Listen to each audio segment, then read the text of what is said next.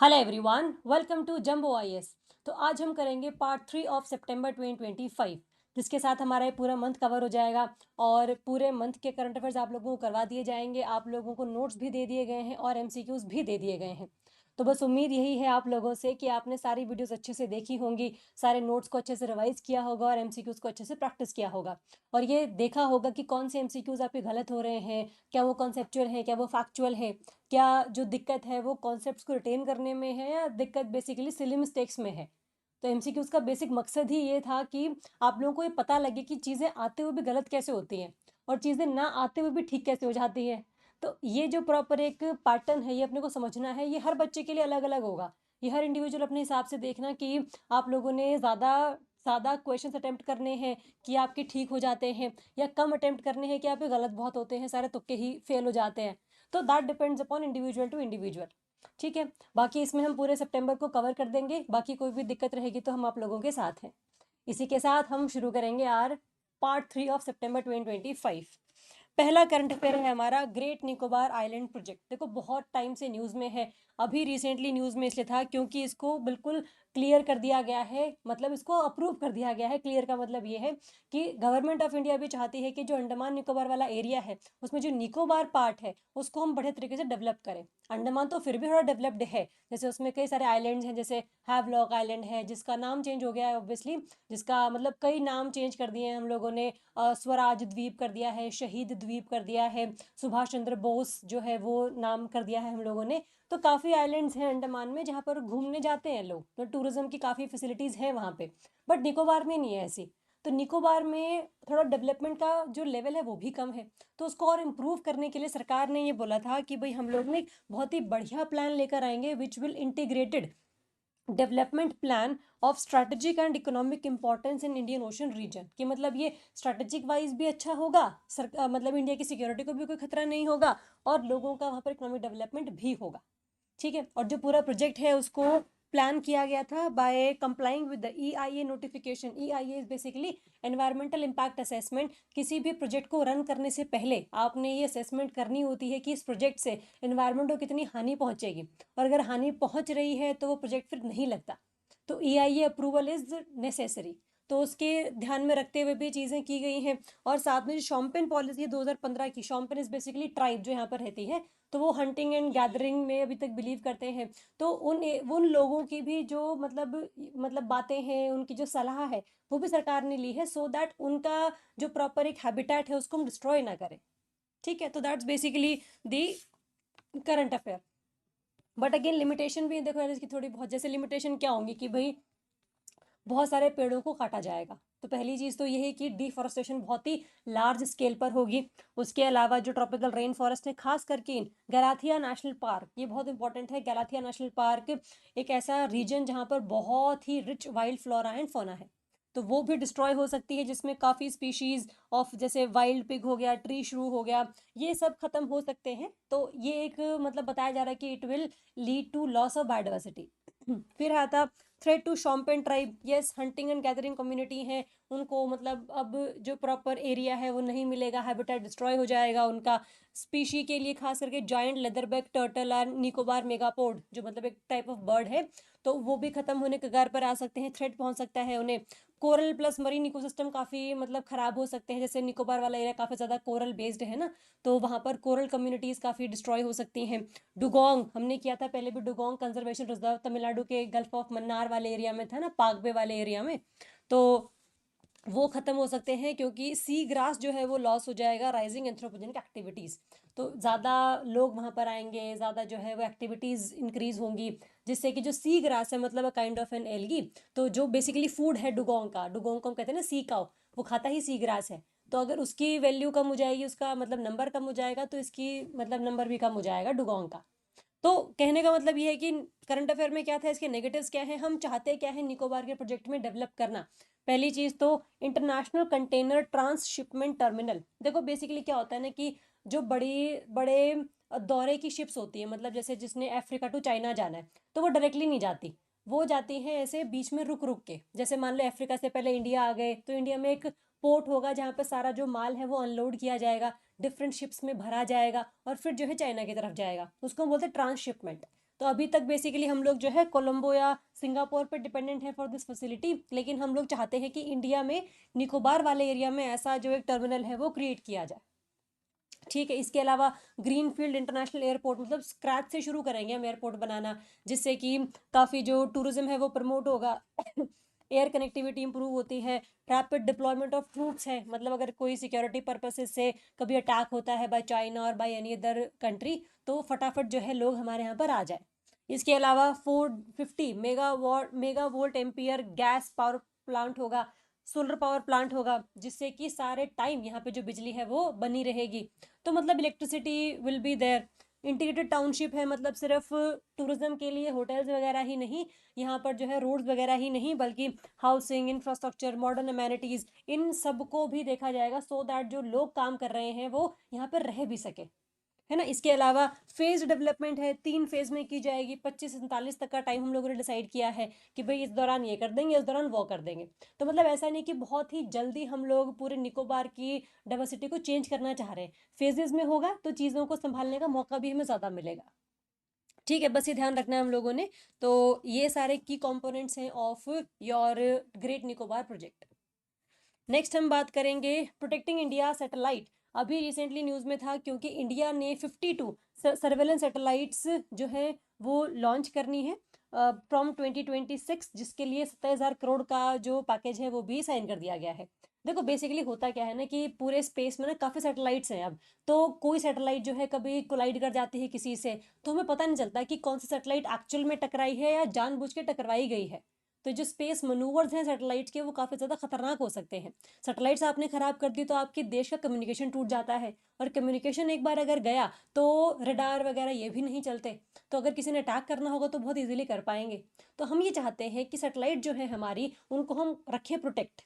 उसके लिए हम लोगों ने डिफरेंट इनिशिएटिव्स भी लिए हैं वैसे तो, जैसे अभी तक हम लोगों ने IS4OM, which is ISRO system for safe and sustainable operation management, Bengaluru में है ये, जो सारी सैटेलाइट्स को ट्रैक करता है, कहाँ जा रही है, कहाँ नहीं जा रही है, क्या किसी से कोलाइड होने वाली है, या एक्सीडेंट से जिसको बचाना कैसे है, कितनी स्पीड रखनी है, कम करनी है, ज़्यादा करनी है, वो सब चीज़ें ये देखता है। सारा का सारा सेंटर है प्रॉपर ये।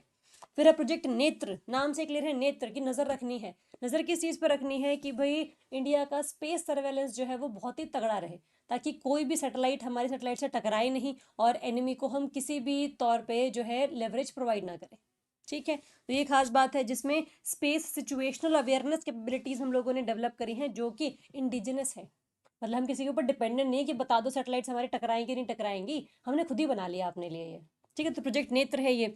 इसके अलावा सर्ट इन गाइडलाइंस हैं, वैसे 2025 में ही आई थी, जिनका ये मानना था, जैसे CERT is basically computer emergency response team. इसने mandate strong encryption, network segmentation, cyber hygiene की बेसिकली ये बात करते हैं कि सैटेलाइट्स ना आप ऐसे लॉन्च करो जिससे टकराने का खतरा कम से कम हो। तो मतलब प्रॉपर पता होता है कि कितनी ऑर्बिट पर है, कितनी हाइट पर है, ताकि कम से कम चांसेस रहे टकराने के। तो ये गाइडलाइंस हैं basically. In space is basically Indian national space promotion and authorisation centre licensing. देखो बेसिकली क्या है ना कि पहले इसरो ही सारा काम करता था, सैटेलाइट्स को बनाने का, रॉकेट्स को लॉन्च करने का सारा काम ये करता था। तो सब चीज़ें इसरो ही बना रहा है, तो सिर्फ इसरो के पास ही अथॉरिटी है। लेकिन अब हमने ये अलाउ कर दिया कि जो प्राइवेट सेक्टर की कंपनीज हैं वो भी सैटेलाइट्स को बना सकती हैं, सैटेलाइट्स बना सकती हैं, रॉकेट्स बना सकती हैं, उनको लॉन्च कर सकती हैं, तो सब चीज़ें कर सकती हैं। तो लाइसेंस उनको लेना पड़ता है बाय इन स्पेस, ये एजेंसी है प्रॉपर, है ना। तो it ensures private space firms adopt safety standards so that commercialisation of space remains secure and reliable. ठीक है, next we have debris free space mission by 2030। India चाहता है कि भाई 2030 तक डेब्री फ्री स्पेस हो जाए हमारा, क्योंकि सैटेलाइट्स कुछ ऐसी हैं जो बस घूम रही हैं, मतलब उनका कोई सिग्निफिकेंस नहीं है, उनकी जो लाइफ है वो जा चुकी है, सब कुछ खत्म हो चुका है, बट फिर भी वो ऑर्बिट करे जा रही हैं। खतरा यही सैटेलाइट्स हैं बेसिकली। तो इनको भी हम थोड़ा सा हटाएं, या तो हम इनको सैटेलाइट्स को स्पेस में ही डिस्ट्रॉय कर दें, या इनको धरती पर बुलाकर ये एटमॉस्फेयर में ही डिस्ट्रॉय हो जाएंगी। तो कुछ ना कुछ तो हमें करना पड़ेगा, so that space can become debris free, okay, by 2030। तो ये बातें ध्यान रखनी है। Next is world trade report 2024। नाम ध्यान रखना, वर्ल्ड ट्रेड रिपोर्ट है, तो कौन पब्लिश करता होगा? World trade organisation, WTO। ठीक है, एक तो ये बात ध्यान रखनी है। अब ये जो रिपोर्ट है उसकी थीम क्या है? Theme is basically making trade and AI work together to the benefit of all. अब अगर हर जगह पर एआई है तो ट्रेड में भी एआई आएगा। तो एआई से क्या चीज़ें हम लोगों ने बना ली हैं, गुड्स सर्विसेज, उन सब का जो इंपोर्ट एक्सपोर्ट, ये सब चीज़ें जो हैं, इन सब की वजह से जो ट्रेड है पूरे वर्ल्ड का वो इंक्रीज हुआ है। That's basically the crux of this report. इसका ये कहना है कि भाई artificial intelligence could raise global trade by 30 to 37%, और जीडीपी को इंक्रीज कर सकता है बाय 20 to 13% बाय 2040। लेकिन इसके लिए करना क्या पड़ेगा? डिजिटल डिवाइड्स को कम करना पड़ेगा। सभी के पास एआई का एक्सेस हो, सभी के पास अवेयरनेस हो, नॉलेज हो कि इसको यूज़ कैसे करना है सही मायने में। तो वो सब चीज़ें अगर आप कर पाओगे तभी जो है वर्ल्ड ट्रेड हमारा बढ़ेगा, चाहे हम सिर्फ इंडिया की बात कर ले, चाहे हम पूरे वर्ल्ड की बात कर ले। ठीक है, और भी इसने बेसिकली बात बोली है। तो AI is a trade multiplier, कि ट्रेड बढ़ेगा अगर हम एआई को और अडॉप्ट करेंगे तो। वैसे तो कहते हैं कि एआई जो है जॉब खा जाएगा, लेकिन जॉब प्रोवाइड भी एआई ही कर रहा है। तो ट्रेड मल्टीप्लाई होगा इससे, ऐसा रिपोर्ट का कहना है। ग्लोबल जीडीपी गेन्स हैं। जीडीपी सिर्फ एक देश की नहीं बढ़ेगी, सभी देशों की बढ़ेगी। Quantitative restrictions on AI related goods rose from 130 to 500। ये जो है, ये डब्ल्यूटी ने वॉर्न किया है कि भाई अगर आप ऐसे रिस्ट्रिक्शंस लगाते हो ना, तो इससे क्या है ना, ट्रेड पर भी नेगेटिव असर पड़ता है। तो इससे जो इनोवेशन है वो कम होती है, जो कॉस्ट्स हैं वो बढ़ती हैं, तो काफ़ी सारी चीज़ें खराब हो जाती हैं। तो restriction should be least. And then we have calls for expanding participation in information technology agreement. ITA basically ये कहता है कि सभी देश जो है वो डेटा शेयर करें, टेक्नोलॉजीज को शेयर करें, सो दैट सिर्फ एक कंट्री नहीं बल्कि पूरे जो वर्ल्ड की कंट्रीज हैं वो डेवलप कर सके। ठीक है, तो ये रिपोर्ट का कहना है। रिपोर्ट की थीम क्या है, रिपोर्ट बेसिकली पब्लिश किसने करी है, ये सारी बातें हमारे लिए इंपॉर्टेंट है। चलिए, next is south south and triangular cooperation. हमें इतना पता है जैसे पूरा जो वर्ल्ड है ना, ये दो भागों में डिवाइडेड है। One is your north north hemisphere वाली कंट्रीज, एक है आपका साउथ हेमिस्फेयर वाली कंट्रीज। नॉर्थ कंट्रीज मतलब जो डेवलप्ड है, साउथ कंट्रीज मतलब जो डेवलपिंग है। तो अगर हमें पता है कि साउथ साउथ कोऑपरेशन का मतलब क्या होगा, कि cooperation between developing and developing countries both. लेकिन ट्रायंगुलर क्या है फिर? ये ट्रायंगुलर में दो चीजें आती है, एक तो डेवलपिंग आ गया, अगेन फिर डेवलपिंग आ गया, फिर डेवलप्ड कंट्रीज आ गई। तो तीन तरीके से जो है वो, मतलब एक फैसिलिटेशन ऑफ टेक्नोलॉजी अपग्रेडेशन या ट्रेड इंक्रीज, ये सारों की हम बात करेंगे। जैसे अगर हम बात करें कि न्यूज़ में क्यों था ये, तो 12 सितंबर जो है ये मनाया जाता है as UN day for S S T C south south and triangular cooperation. ठीक है, ये जो प्रॉपर एरिया है, मतलब प्रॉपर जो ये, it is a tool for achieving the 2030 sustainable development agenda. 1978 में BAPA, Buenos Aires plan of action में इसको फॉर्मलाइज किया गया था, और तब से ही 12 सितंबर को हम मनाते हैं SSTC, the UN day for south south and triangular cooperation. ये बात ध्यान रखनी है। अगर हम बात करें साउथ साउथ को तो हम लोगों ने देख ही लिया। अगर ट्रायंगुलर कोऑपरेशन की बात करोगे तो एक है इसमें बेनिफिशियरी पार्टनर, जो रेसिपिएंट कंट्री है, मतलब एक डेवलपिंग कंट्री है जिसको फायदा पहुंचेगा। Next we have pivotal partner, ये भी एक डेवलपिंग कंट्री का ही जो है, या तो डेवलपिंग कंट्री है पूरी, ऐसा कोई इंस्टीट्यूशन है ना, with proven experience in the concerned area that will share its knowledge, expertise and resources to address the problem. मतलब जैसे मान लो नीति आयोग हो गया, पूरे इंडिया कंट्री नहीं, मतलब एक गवर्नमेंट ऑफ इंडिया नहीं, बल्कि इसका इंस्टीट्यूशन है जो आपके लिए काम करेगा। ठीक है, एक है फैसिलिटेटिंग पार्टनर, जो है डेवलप्ड कंट्री या फिर कोई इंटरनेशनल एजेंसी की एजेंसी है जो आपको टेक्निकल या फाइनेंशियल सपोर्ट प्रोवाइड करेगी, so that there is a coordination between your pivotal partner and developed countries. कहने का मतलब ये है कि दो डेवलपिंग कंट्रीज को जब हेल्प किया जाता है by one developed country, that cooperation is called triangular cooperation. ठीक है, तो डेवलपिंग डेवलपिंग तो ठीक है, लेकिन टेक्नोलॉजी जो है वो मेनली है तो डेवलप्ड कंट्रीज के पास ना, तो उनसे ही टेक्नोलॉजी हम लोगों को लेनी पड़ेगी। तो ये है ट्रायंगुलर कोऑपरेशन। 12 सितंबर को हम मनाते हैं ये वाला डे, और कब उन्होंने इसको फॉर्मलाइज किया था, इसके क्या बेसिक फीचर्स हैं, ये अपने को बस आइडिया होना चाहिए। Next we will talk about Mann Mitra. देखो ये माना मित्रा नहीं है, ये हिंदी में मन मित्र है, इंग्लिश में ए हम लोग ऐड कर देते हैं वैसे ही। तो आंध्र प्रदेश का बेसिकली एक मतलब आप कह लो कि प्रोजेक्ट है, जिसमें क्या होता है ना कि मान लो हमने सभी को ना एक व्हाट्सएप नंबर दिया हुआ है, आप इस व्हाट्सएप नंबर पे डायल करो और जितने भी आपकी सर्विसेज हैं, जैसे कोई भी आपका, आपने सर्टिफिकेट डाउनलोड करना है, लाइसेंस अप्रूव करवाना है या कुछ भी, मतलब आपको अगर चाहिए है तो you can have access to WhatsApp और वहीं से जो प्रॉपर पूरा सेटअप है वो हो जाएगा। ठीक है, तो ये मन मित्र है which is WhatsApp based governance platform. जैसे आपकी कोई शिकायत वगैरह भी है या बेसिकली और कोई भी चीज़ है तो आप यहाँ पर मतलब यहाँ इसको बता सकते हैं। डायरेक्ट एक कम्युनिकेशन सेंटर है बिटवीन सिटीजन्स एंड गवर्नमेंट। ठीक है, तो ये बात ध्यान रखेंगे हम लोग। तो अभी रिसेंटली सरकार ने ये बोला था कि जो आंध्र प्रदेश ने काफ़ी एक अच्छा अचीव किया है इस पूरे प्रोजेक्ट में, तो सेंट्रल गवर्नमेंट भी चाहती है कि ये सेंट्रल लेवल पर भी हम लोग इम्प्लीमेंट कर सकें। तो it is acting as a model कि भाई हाँ, पूरे देश में इसको इम्प्लीमेंट किया जाए। वर्क कैसे करता है, इस व्हाट्सएप नंबर पर आपने मैसेज सेंड करना होता है। मेन्यू ड्रिवन सर्विसेज हैं कि आपको किस डिपार्टमेंट की बेसिकली सर्विस चाहिए है, हेल्थ डिपार्टमेंट, एजुकेशन डिपार्टमेंट क्या है। उसके बाद इंस्टेंट डॉक्यूमेंट डिलीवरी है, चाहे कोई भी है, चाहे आधार कार्ड, लाइसेंस, वोटर कार्ड, कुछ भी। रियल टाइम गवर्नेंस डैशबोर्ड है, एआई चैटबोर्ड्स, वॉइस बेस्ड सर्विसेज, ये सब चीज़ें इसमें है। तो मतलब एक गवर्नेंस प्लेटफॉर्म है जिससे लोगों को बिल्कुल फिजिकली जाना नहीं पड़ता है फॉर दीज सर्विसेज। ठीक, अदरवाइज तो कोर्ट के चक्कर लगाते रहे, कभी कोई फॉर्म लेकर आना है, कभी कुछ फॉर्म लेकर आना है, तो इन सब झंझटों से बेसिकली हम बच जाते हैं। तो नेक्स्ट बात हम करेंगे 130th अमेंडमेंट बिल। देखो ये भी इंपॉर्टेंट है। 130th अमेंडमेंट बिल, देखो ये बिल क्या कहता है। नॉर्मली क्या होता है ना कि जैसे कोई भी एमपी या एमएलए हैं, अगर उनको कभी सजा हो जाती है या वो जेल में चले जाते हैं तो उनकी जो एमपी या एमएलए की सीट है वो जाती नहीं है। लेकिन ये बिल ये कहता है कि भाई अगर कोई एमपी या एमएलए या कोई मिनिस्टर जो है, अगर 30 दिन से ज़्यादा लगातार कहीं पर जेल में है, कस्टडी में है, तो 31वें दिन जो है उसको सस्पेंड कर दिया जाएगा। ये बिल ये कहता है।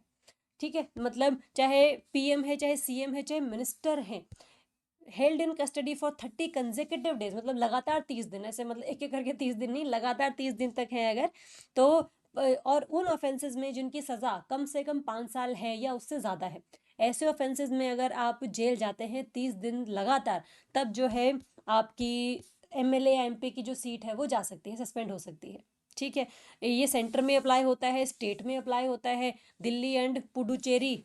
ठीक है, तो ये सब पे भी एक्सटेंड कर दिया गया है two UTs of Puducherry and J and K through separate bills. ठीक है, मतलब जे.एंड.के में थोड़ा सा अलग सिस्टम है ना, तो वहाँ पर अलग बिल से इसको हम लोग इम्प्लीमेंट कर देंगे अगर ये अभी पास हो गया तो। अभी बस ये बिल है, वैसे तो अभी बस इस पे जिक्र चल रहा है, लेकिन जब ये पास हो जाएगा तो इसकी डिटेल हम और तब करेंगे। बेसिक फंक्शन देखो क्या है इसका, कॉन्स्टिट्यूशनल मोरालिटी है कि कम से कम जो लोग हमने रिप्रेजेंट करके भेजे हैं हमारे मुद्दों को रखने के लिए, तो अल्टीमेटली अगर वो ही क्रिमिनल्स हैं तो उनसे हम क्या उम्मीद कर सकते हैं। तो it will achieve constitutional morality, protecting trust, है ना, faith in democracy, good governance का एक बेसिकली एक ये एविडेंस है, ब्रिजिंग लीगल गैप। बट इसमें हल्का सा दिक्कत ये हो सकती है कि अभी तक कोई भी जो क्राइम है वो अभी तक साबित नहीं हुआ। तो अगर आप सिर्फ कस्टडी में हैं विदाउट गेटिंग योर ऑफेंस साबित, मतलब साबित नहीं हुआ अभी तक, तो बेसिकली फिर जो है नेगेटिव इससे कॉन्सिक्वेंसेज भी हो सकते हैं। बट अभी के लिए उन बातों पे हम जिक्र नहीं करेंगे बिकॉज ये पास नहीं हुआ अभी। अभी ये जेपीसी के पास है, मतलब ज्वाइंट पार्लियामेंट्री कमेटी के पास है। जब ये पास हो जाएगा तब देखेंगे इसके बारे में। बस प्रोसीजर क्या है इस बिल में, बेसिकली क्या है कि भाई यूनियन मिनिस्टर्स जो हैं उनको रिमूव कर देंगे प्रेसिडेंट ऑन 31st डे, कि भाई 30 दिन लगातार हो गए, 31st को आप लोग सस्पेंड है। स्टेट मिनिस्टर्स को गवर्नर सस्पेंड कर देंगे on CM's advice. Delhi ministers को प्रेसिडेंट कर देंगे ऑन सीएम्स एडवाइस। और जो पीएम और सीएम है इनको खुद ही 31st डे को रिजाइन करना होगा। और अगर ये नहीं करते हैं रिजाइन तो अल्टीमेटली इनकी जो सीट है वो चली जाएगी। तो इनको रिमूव कोई नहीं कर रहा है, लेकिन इनकी सीट ऑटोमेटिकली जा रही है अगर ये खुद रिजाइन नहीं करते हैं तो। ठीक है, नेक्स्ट वी हैव रीअपॉइंटमेंट। क्या जिस मंत्री की कुर्सी गई है क्या वो दोबारा रीअपॉइंट हो सकेगा? Then answer is yes. कोई परमानेंट सस्पेंशन नहीं है ये वाली, ये बस तब तक है जब तक आप कस्टडी से बाहर नहीं आ जाते, तब तक की बात हम बस कर रहे हैं। तो नो परमानेंट डिस्क्वालिफिकेशन। ठीक है, तो बस ये ध्यान रखना है आफ्टर रिलीज फ्रॉम कस्टडी जो है सारे मिनिस्टर्स को हम दोबारा से ऐड कर सकते हैं अगेन दैट एमपी और एज एन एमएलए। ठीक है, तो बस दिक्कत यहाँ पर ये है कि जब तक वो जेल में है और आपने उनकी सीट भी रिमूव कर दी, फिर आपने कोई और जो पर्सन है वो लेकर भी नहीं आया, तो अब उस एरिया को रिप्रेजेंट कौन कर रहा है? चाहे पार्लियामेंट में, चाहे स्टेट लेजिस्लेटिव असेंबलीज में, तो एक बेसिकली एक गैप है जो सोचने की जरूरत है कि इस बिल को अगर आपने इम्प्लीमेंट करना है तो जो ये लीगल लूप होल्स है ये आप भरेंगे कैसे। ठीक है, अभी तक ये पास नहीं हुआ तब तक तभी हम ये सारी बातें कर रहे हैं। अगर एक बार ये पास हो जाएगा तो और डिटेल्स हमारे पास आ जाएंगी। बस ध्यान रख लेना 130th अमेंडमेंट बिल है, 130th बिल है। जब ये पास होकर आएगा तो ये 110, 111, 112 टाइप का बनेगा, मतलब प्रॉपर नंबर एक बार चेक कर लेना। लेकिन ये बिल है सिर्फ, मतलब ऐसे बहुत सारे पेंडिंग बिल्स होंगे कॉन्स्टिट्यूशनल अमेंडमेंट वाले, जो पास होता जाता है वो आगे फिर जाता जाता है ना। चलिए, next we have Musi river. Musi river news में थी क्योंकि बहुत ज़्यादा फ्लड्स जो है वो आई हैं हैदराबाद वाले एरिया में, और जो मूसी रिवर है उसके ऊपर ही हैदराबाद शहर जो है बसा हुआ है। मूसी रिवर के ऊपर दो अपने डैम्स हैं, which is Osman Sagar and Himayat Sagar. इन दोनों सागरों से पानी रिलीज किया गया था सो दैट फ्लड्स को थोड़ा सा जो है मतलब जो डैम है वो बहे नहीं, इसीलिए इनमें काफ़ी पानी भर गया था, तो water was release and that cause flood. ठीक है, तो बस ध्यान रखना जो मूसी रिवर है वो किसकी ट्रिब्यूटरी है, it is the tributary of Krishna river. ठीक है, तो बस ये बात ध्यान रखनी है। Next we have it originates from Ananthagiri hills. ये इंपॉर्टेंट है, अनंतगिरी हिल्स जो है आपकी वहां से निकलती है तेलंगाना वाले एरिया से, और अल्टीमेटली जो है कृष्णा नदी में आके बहती है। तो बस ये बात ध्यान रखनी है हम लोगों ने। चलिए, next will talk about the Philippines island of Pugad. Pugad कह लो, पुगाड़ कह लो, वट एवर जो तुम कहना चाहते हो, इसे कोई दिक्कत नहीं है। न्यूज़ में इसलिए है क्योंकि ये वाला जो आइलैंड है फिलीपींस का वो काफ़ी ज़्यादा सी लेवल के राइज होने की वजह से नीचे की तरफ जा रहा है। मतलब जो लोग यहाँ पे रहते हैं तो वो अब एक्सटिंक्ट होने के कगार पर आ गए हैं। तो ये सबसे ज़्यादा जल्दी ख़त्म होने वाला आइलैंड बन जाएगा अगर इसी लेवल पे लैंड सब्सिडेंस होती रही तो, क्योंकि हर साल 11 सेंटीमीटर तक का जो पानी है वो इंक्रीज हो रहा है सी लेवल का, and that's because of what, global warming, climate change, है ना। तो that's a particular evidence that yes climate change is not a hoax, कोई भी ऐसा छलावा टाइप्स नहीं है, ये एक्चुअल रियलिटी है जो ये काफ़ी ज़्यादा सी लेवल को राइज कर देगी। तो बस ये पता होना चाहिए फिलीपींस में ये आइलैंड है या आपका बुलाकन प्रोविंसेस में है, कंप्लीटली सिंक हो सकता है अगर इसी लेवल पर चीज़ें चलती रही तो। और ये जो एरिया है वो 3 गुना ज़्यादा जल्दी नीचे धंस रहा है as compare to all other areas. मतलब सी लेवल तो हर जगह पे राइज कर रहा है, लेकिन इसमें ज़्यादा लेवल राइज कर रहा है। अब ये रीजंस वगैरह जो है वो पूरी लैंड की टोपोग्राफी के हिसाब से डिपेंड करता है कि एक तो सी लेवल राइज हो रहा है, ऊपर से जो है आपका एरिया भी धीरे धीरे करके सबसाइड कर रहा है। तो ये सारी बातें बस ध्यान रखनी है। पुगाड़ आइलैंड बस नाम ध्यान रख लेना कि फिलीपींस में है, न्यूज़ में क्यों था, क्या कॉन्टेक्स्ट था, बस ये आइडिया रख लेना एक बार। Next we have Bharat Ratna doctor Bhupen Hazarika. ये न्यूज़ में है क्योंकि आसाम गवर्नमेंट ने पूरे साल के सेलिब्रेशंस को लॉन्च किया है, क्योंकि इनकी 100th बर्थ एनिवर्सरी हम लोग मना रहे हैं भूपेन हजारिका जी की, जिनको भारत रत्न भी मिला है। और मतलब he was an iconic singer, composer, lyricist, poet, film maker, public intellectual. काफ़ी इन्होंने काम किया है सिंगिंग वगैरह वाले एरिया में और काफ़ी जगहों पे। कल्चरल आइकन है ये आसाम के। North east voice into India's stream, India's main stream में इसको कनेक्ट करने का बड़ा अच्छा काम किया है इन्होंने कि भाई नॉर्थ ईस्ट के लोगों की आवाज़ जो है पूरे इंडिया तक पहुंचानी। तो ये काफ़ी अच्छे इनके लेवल पर काम किए गए हैं। इनको दादा साहब फाल्के अवार्ड भी मिला है, पद्म भूषण भी मिला है, पद्म विभूषण भी मिला है, और मरणोपरांत पॉस्थुमसली इनको भारत रत्न से भी नवाजा गया था। तो बस न्यूज़ में क्यों है, क्या इनके रिगार्डिंग और फैक्ट्स हैं, बस ये आइडिया रख लेना, इंपॉर्टेंट है, इसी के लिए हम इसको डिस्कस कर रहे हैं। Next we have Bangladesh and US military exercises. देखो बांग्लादेश पूरे इंडिया के साथ एरिया लगाता है, और अगर यहाँ पर यूएस और बांग्लादेश दोनों आपस में एक्सरसाइजेज कर रहे हैं मिलिट्री की, नेवी की या एयरफोर्स की, तो इंडिया को हल्का सा ये मतलब दिक्कत रहती है कि आसपास जो है वो यूएसए की नेवी, एयरफोर्स, आर्मी घूम रही है। बट ये हर साल ही बेसिकली करवाते हैं। 3 जॉइंट एक्सरसाइजेज हैं ये, tiger lightning, tiger shark, Pacific angel. तो बस ये नाम ध्यान रख लेना, कई बार ना क्वेश्चन आएगा ये tiger lightning, tiger shark, Pacific angel, ये न्यूज़ में थे। बट ये न्यूज़ में इसलिए नहीं कि India is participating in these exercises, नहीं, यूएसए और बांग्लादेश की एक्सरसाइजेज हैं ये सारी की सारी। ठीक है, जो आपका पैसिफिक एंजल उसमें श्रीलंका भी अभी रिसेंटली आया है, तो पहले सिर्फ बांग्लादेश प्लस यूएसए थे, अब बांग्लादेश, श्रीलंका, यूएसए तीनों आ गए हैं इसमें, है ना। And they have also launched RQ-21 black jack UAS programme. UA is basically unmanned aerial surveillance, की मतलब प्रॉपर जो हमारा एरिया है, मतलब एयरफोर्स वाला, एयर वाला, उसको हम देखें कि कोई मिसाइल वगैरह तो नहीं आ रही है, तो ये अनमैन्ड एरियल सर्वेलेंस जो है ये प्रोग्राम लॉन्च किया गया है to enhance interoperability and regional security. ठीक है, अगर हम ब्लैक जैक प्रोग्राम की बात करें तो बांग्लादेश में ही लॉन्च किया गया है। यूएस आर्मी और नेवी ने मिलकर किया है with Bangladesh army and navy both build indigenous unmanned aerial surveillance capabilities. मतलब लोगों की जरूरत भी ना पड़े, अनमैन्ड है एरियल सर्वेलेंस, तो मतलब जैसे ड्रोन्स के थ्रू हम लोग कोशिश करें कि जो कोई भी शिप वगैरह है या लैंड से कोई टैंक वगैरह है वो ना आए। तो ड्रोन्स बेसिकली हम इसमें इस्तेमाल करने की बात कर रहे हैं। बस ये आइडिया होना चाहिए। ये tiger lightning, tiger shark, Pacific angel. Pacific angel is with Sri Lanka, Bangladesh, USA, 3 of them. ठीक है, बाकी जो दोनों है वो सिर्फ बांग्लादेश और यूएसए की है। Next we have combined operational review and evaluation programme, core programme है ये।